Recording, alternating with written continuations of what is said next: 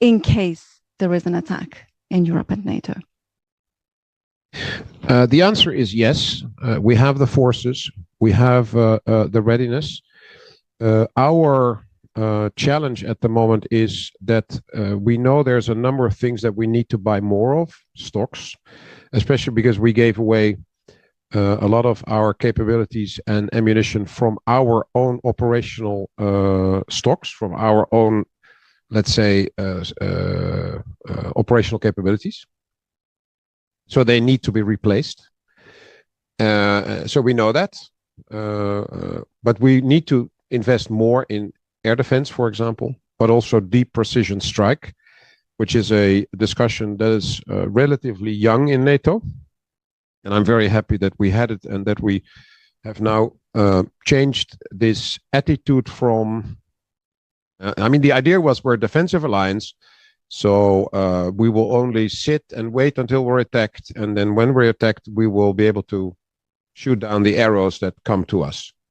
But it's smarter not only to do that, but also to attack the archer that is in Russia, if Russia attacks us.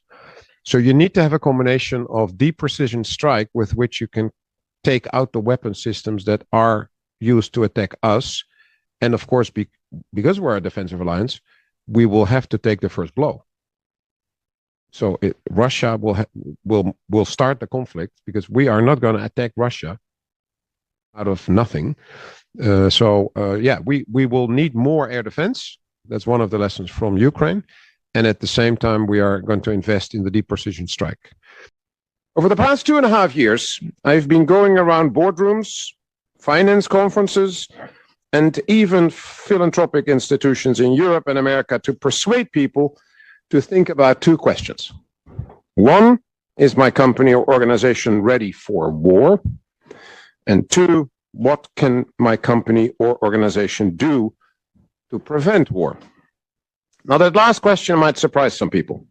But if we can make sure that all crucial services and goods can be delivered no matter what, then that is a key part of our deterrence. Deterrence is much wider than the military alone.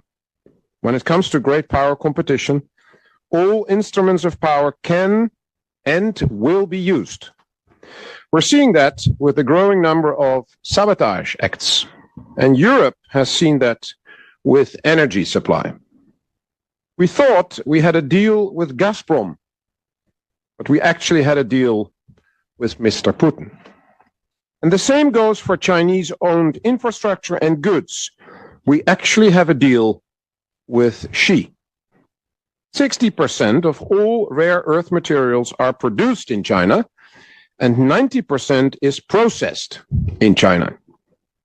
90% of the chemical ingredients for sedatives, antibiotics, anti-inflammatories, and low blood pressure medicines come from China.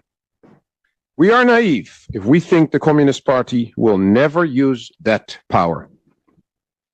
Business leaders in Europe and America need to realize that the commercial decisions they make have strategic consequences for the security of their nation. Businesses need to be prepared for a wartime scenario and adjust their production and distribution lines accordingly. Because while it may be the military who wins battles, it's the economies that win wars. That if you ramp up your deterrence and if you ramp up support to Ukraine, there will be less money to spend on other things. It will take away some of our luxuries. It will require sacrifice. And it will mean we will have to take risks. But not taking risks is the biggest risk of all.